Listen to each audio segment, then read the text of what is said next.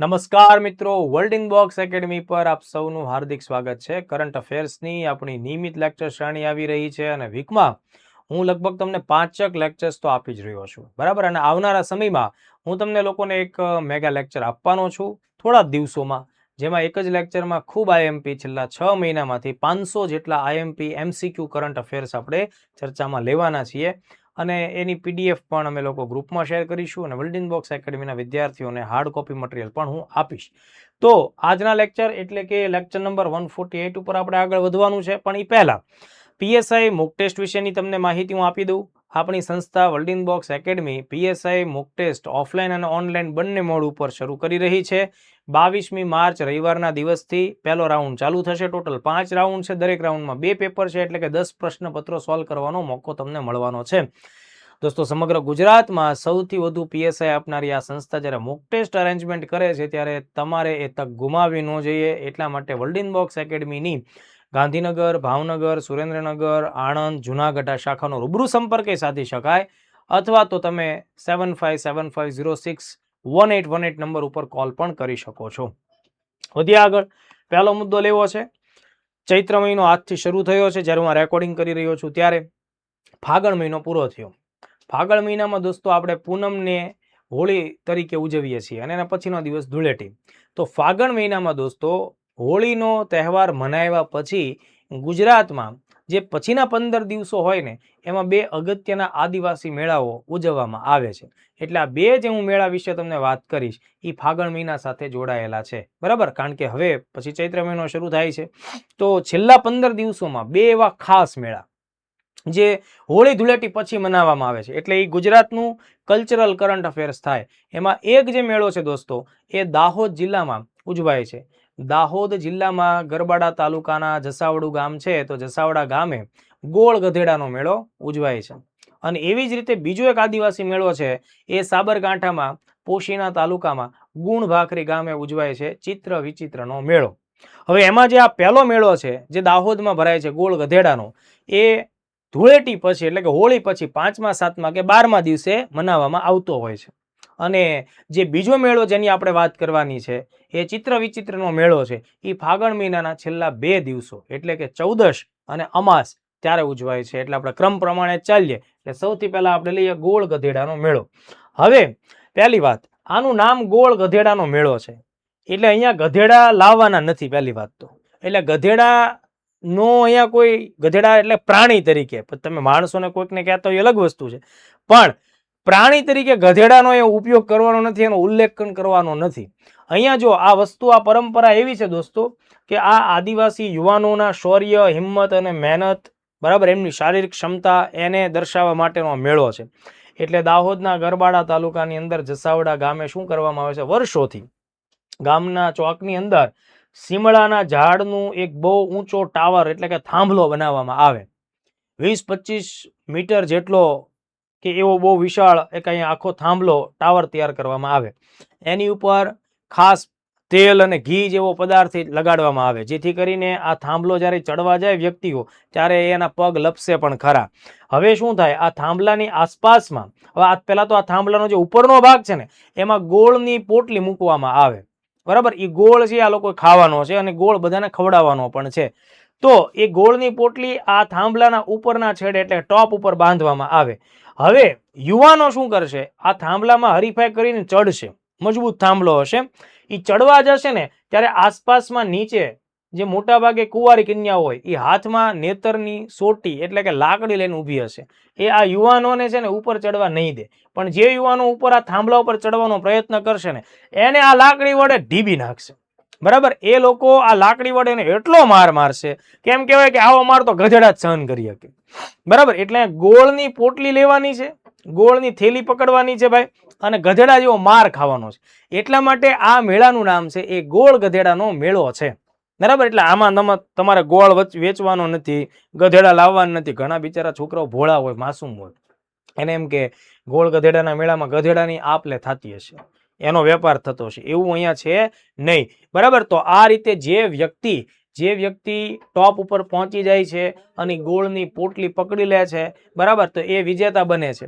ભૂતકાળના સમયમાં એટલે બહુ જ લાંબા સમય પહેલા એ વ્યક્તિને અહીંયાથી કોઈ પણ કુંવારી જે યુવતી હોય એની સાથે વિવાહ કરવાનો અધિકાર પણ મળી જતો હતો. એટલે વન કાઇન્ડ ઓફ આ સ્વયંવર છે, બરાબર. આ એક પ્રકારની પસંદગીની બાબત છે, પણ હવે એવું થતું નથી. એટલે ભાગ લેવા જતા નહીં કે આપણે આ વખતે પહોંચી જઈએ, બરાબર. હવે પ્રતિકાત્મક છે. તો આ આખી વાત થઈ. તો હવે આમાંથી મેં તમને પરીક્ષાલક્ષી મુદ્દાઓ જણાવ્યા છે. વન બાય વન ખાસ જોઈ લો કે ભાઈ ગોળ ગધેડાનો મેળો એ આદિવાસી સમાજ સાથે જોડાયેલો છે. અને આ આદિવાસી સમાજ છે, બરાબર, મેં તમને કીધું યુવાનોની શારીરિક ખડતલતા, એમનું સાહસ એની સાથે જોડાયેલો છે. માર ખાવાની વાત આવે છે આમાં, તો એ પણ છે. હવે લોકેશન ખાસ જોઈ લઈએ. પ્રશ્નમાં જિલ્લો પૂછાશે તો દાહોદ જિલ્લો, બરાબર, ગરબાડા તાલુકો અને જેસાવાડા ગામ. તો આ મુખ્ય છે. પછી એવું નથી કે ખાલી જેસાવાડામાં જ થાય, આસપાસના બીજા ઘણા બધા ગામોમાં પણ થાય. પણ આપણે અહીંયા કેમ છે, જો જેમ કે ગાંધીનગરમાં હોલિકા દહન તો ગાંધીનગર અને ગુજરાતમાં બધી જગ્યાએ થાય, પણ જ્યારે આપણે પાલજ ગામનું નામ લેતા હોઈએ ત્યારે આખી અલગ જ ફિલિંગ હોય, કારણ કે એ સૌથી મોટી સૌથી પ્રાચીન હોલિકા દહન થાય. તો સેમ હિયર જેની મુખ્ય જે ઉજવણી છે ને એ જેસાવાડા ગામે થાય. એટલા માટે આપણે એનું નામ ખાસ યાદ રાખવાનું છે, બરાબર. હવે આ ક્યારે થાય છે? જો કે હોળીના તહેવાર પછી. આ વિધાનોવાળા પ્રશ્નોમાં ધ્યાન રાખવું. ફાગણ મહિનામાં હોળી પછી 5મા 7મા કે 12મા દિવસે આનું આયોજન થાય.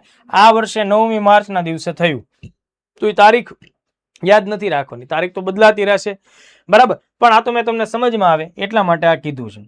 હવે આનું મહત્વ તો કે આ આદિવાસી સંસ્કૃતિનું શૌર્ય, તેનું સાહસ અને પરંપરાનું પ્રતીક છે, બરાબર. અગાઉ ત્યાં સ્વયંવર જેવી પ્રથા યોજાતી, યુવાનો પોતાની મનપસંદ કન્યાને પામી શકતા, પણ અત્યારના સમયે એ માત્ર પ્રતીકાત્મક બાબત છે. તો એ વિગત તમારે ધ્યાને રાખવાની. અને બહેનો જે છે, કુંવારી કન્યાઓ છે, એ હાથમાં લાકડી લઈ અને ગોળ ફરે છે, એ નૃત્ય કરે છે, ગીત ગાય છે, અને પેલા મતલબ જેની સહન શક્તિ ગધેડા જેવી છે, મતલબ એ ટાઈપના ખડતલ યુવાનો છે, એ આમાંથી પસાર થઈ અને થાંભલો ચડવાનો પ્રયત્ન કરે, અને એ દરમિયાન એ લોકો ઢીબાઈ જાય છે, પીટાઈ જાય છે. તો એ બધી વિગત અહીંયા મેં તમને કીધી છે. થાંભલો જે છે એ સીમડાના લાકડાનો હોય છે, અને આઈ થિંક મારે બોલવામાં મીટર કદાચ બોલાઈ ગયો છે, પણ 20 થી 25 ફૂટ ઊંચાઈ એની હોય છે. એટલે આ વિગત તમે ધ્યાને રાખજો. અને એની ટોચ ઉપર ગોળની પોટલી, ગોળની થેલી હોય, એટલે ગોળ ગધેડો એ રીતનો શબ્દ અહીંયા બને છે. એટલે ગોળ ગધેડાનો મેળો. તો આ આખો મુદ્દો તમને ખબર રહેવી જોઈએ, ગુજરાત સાથે સંકળાયેલો છે ખાસ.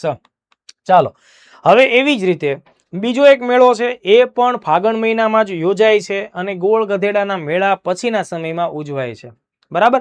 લોકેશન અહીંયા સાબરકાંઠો જિલ્લો છે, એટલે સાબરકાંઠા જિલ્લાની અંદર પોશીના તાલુકામાં, એટલે પોળોના જંગલથી પ્રમાણસર નજીક થશે એ ટાઈપની આખી એનું લોકેશન છે.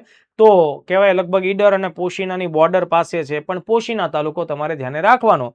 સોરી, ખેડબ્રહ્મા કે આની સાથે પણ પોશીના તાલુકાનું આપણે ગામ યાદ રાખીશું. કોની નજીક છે એ બધી બાબતમાં આપણે નથી પડવું. તો પોશીના તાલુકામાં ગુણ ભાખરી નામનું ગામ છે. આ ગુણ ભાખરી નામના ગામે 3 નદીઓનો સંગમ થાય છે. અહીંયા સાબરમતી નદીની સાથે આકુળ અને વ્યાકુળ એમ 3 નદીઓ ભેગી થાય છે. આ 3 નદીનો ત્રિવેણી સંગમ છે દોસ્તો. અહીંયા ખાસ પ્રકારનો મેળો ભરાય છે. આ મેળાને આપણે ગુણ ભાખરીનો મેળો પણ કહીએ છીએ, અથવા તો તેને ચિત્ર વિચિત્રનો મેળો પણ કહેવાય છે. તો દોસ્તો આનું જે પરંપરા છે, આનો સંબંધ છે, મહાભારત સમય સાથે સંકળાયેલા છે.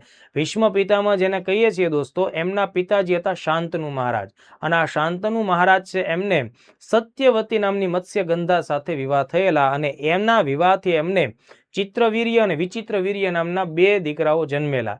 આગળ જતા આ બંને જે યુવાનો છે એ શાપથી ગ્રસિત થયા. એની આખી લાંબી કહાની છે, એમાં આપણે અત્યારે નથી પડવું. પણ આ બંને શાપથી ગ્રસિત થયા, તો જે શાપ લાગ્યો છે એના નિરાકરણ માટે વિદ્વાનોએ, ઋષિમુનિઓએ એમને આ સ્થળ બતાવ્યું. એટલે એ લોકો આ ત્રિવેણી સંગમ ઉપર આવી અને પોતે તપસ્યા કરે છે, અને એ પોતે એ રોગ મુક્ત થઈ અને મૃત્યુ પામે છે. તો એ બંનેની યાદમાં ચિત્ર વિચિત્ર મહાદેવનું મંદિર પણ ત્યાં એ સમયથી બનેલું છે. તો હવે આ જે જગ્યા છે દોસ્તો, એનું મેં તમને ઐતિહાસિક બાબત સમજાવી દીધી, મહાભારત સાથે તેનું કનેક્શન છે એ આખી વાત કરી.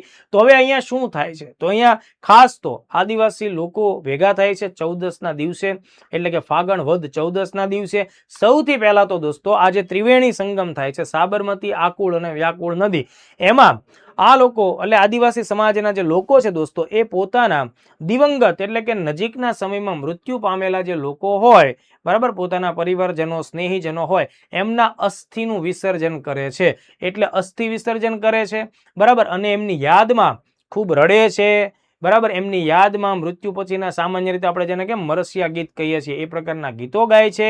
એટલે અહીંયા જે અસ્થિ વિસર્જન અને પોતાના પૂર્વજોને યાદ કરી, પોતાના પૂર્વજોને શ્રદ્ધાંજલિ આપવાની જે આખી પ્રક્રિયા છે દોસ્તો, એને હાડ ગાળવાની પ્રક્રિયા પણ કહેવાય. એટલે તમને એવો પ્રશ્ન આવે કે ભાઈ હાડ ગાળવાની પ્રક્રિયા અથવા હાડ ગાળવાની ક્રિયા એ કયા મેળાનું એક અગત્યનું પ્રતીક છે અથવા કયા મેળાનો હિસ્સો છે, તો આપણે ચિત્ર વિચિત્રનો મેળો અથવા ગુણ ભાખરીનો મેળો કહી શકીએ. તો આ 14ના દિવસથી આ કામ ચાલુ થાય. લોકો આવે કેમ પિંડ તર્પણ કરતા હોય એ રીતે અસ્થિ વિસર્જન કરશે, બરાબર છે. પુરુષો, મહિલાઓ એ બધા નદીઓમાં સ્નાન કરશે અને મોડી રાત સુધી એ અહીંયા બેસીને રડશે, બરાબર. રડવાની સાથે એ પોતાના પૂર્વજોને યાદ કરશે, વિલાપ કરશે, મરસિયા ગાશે.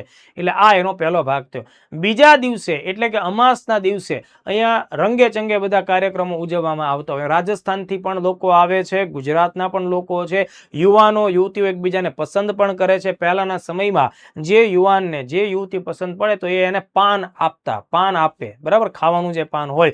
જો યુવતી એ વસ્તુને સ્વીકારે છે એનો મતલબ એમ થાય કે આ બંને લોકોને એકબીજા સાથે જીવન જીવવામાં રસ છે, પછી વાત વડીલો સુધી પહોંચે. એટલે આ ટાઈપની બાબત છે. એટલે વન કાઇન્ડ ઓફ અહીંયા પણ એક પ્રકારનું પસંદગી મેળા જેવી બાબત પણ બને છે. તો આ આખી કહાની મેં તમને જે જણાવી દોસ્તો, એ ચિત્ર વિચિત્રનો મેળો થાય, ગુણ ભાખરીનો મેળો થાય.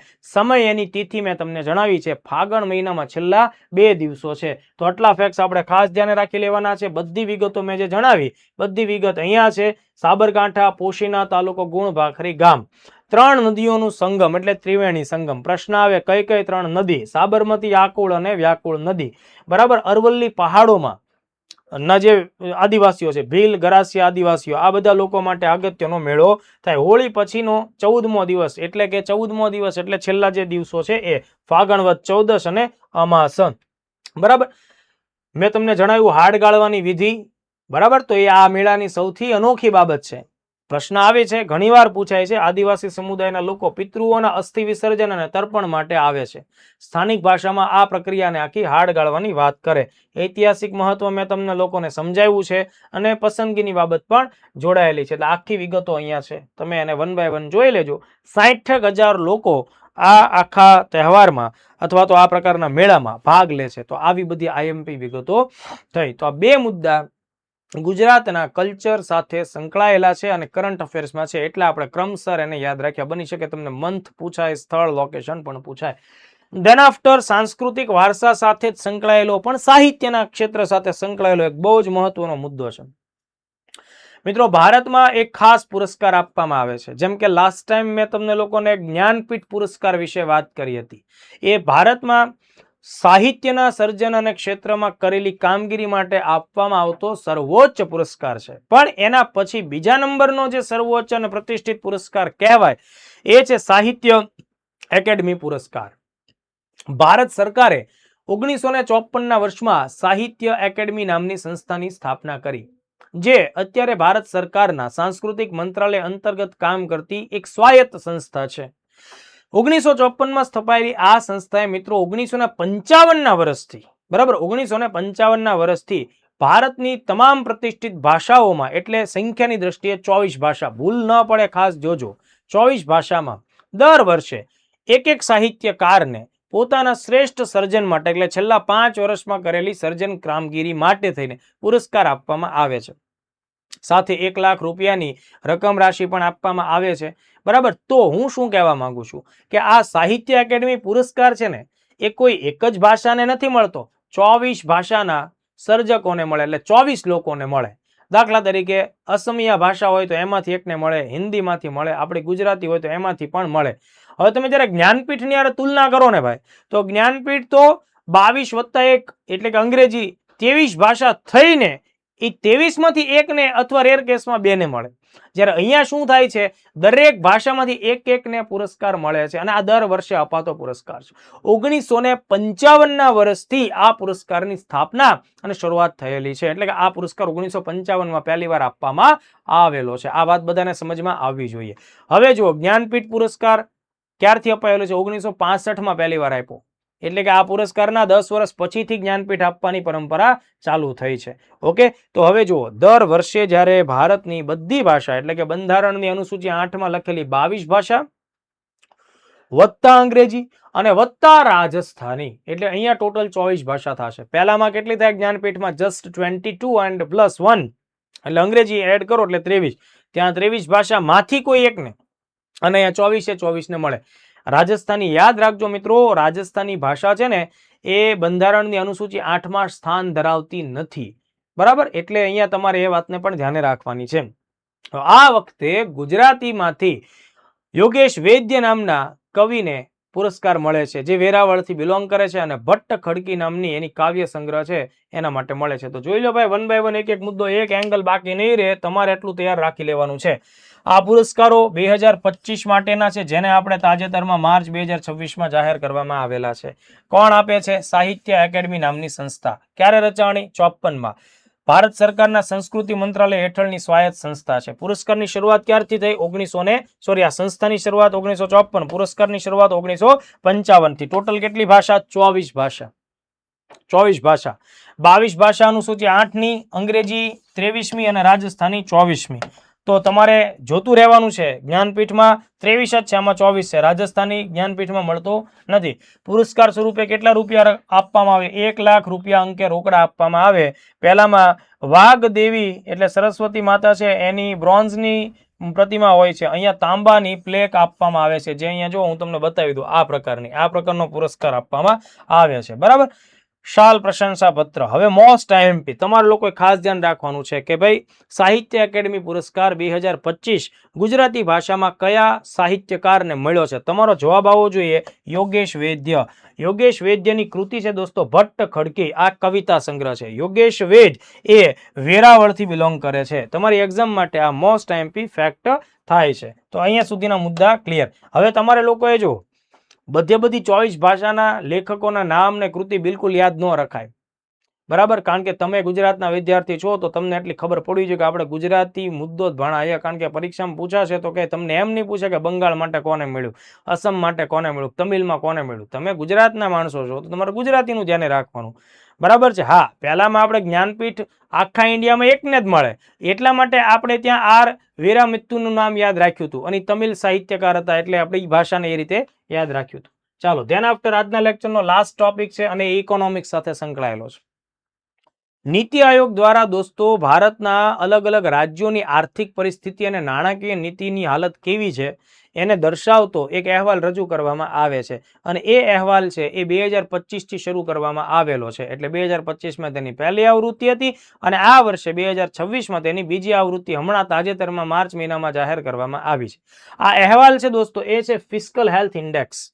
ફિસ્કલ એટલે નાણાકીય બાબતોમાં અલગ અલગ રાજ્યોની અત્યારની શું પરિસ્થિતિ છે, રાજ્યો ઉપર કેટલું લેણું છે એટલે કે દેવું કેટલું થયેલું છે, રાજ્યો અત્યારે જે રીતે કામ કરે છે, જે રીતની પોલિસી અપનાવે છે, શું એના આધારે આવનારા સમયમાં એ વધારે વિકાસ પામી શકે કે કેમ. એટલે અલગ અલગ 5 પેરામીટર્સને ધ્યાનમાં રાખીને નીતિ આયોગ દ્વારા ફિસ્કલ હેલ્થ ઇન્ડેક્સ નામનો અહેવાલ તૈયાર થાય છે.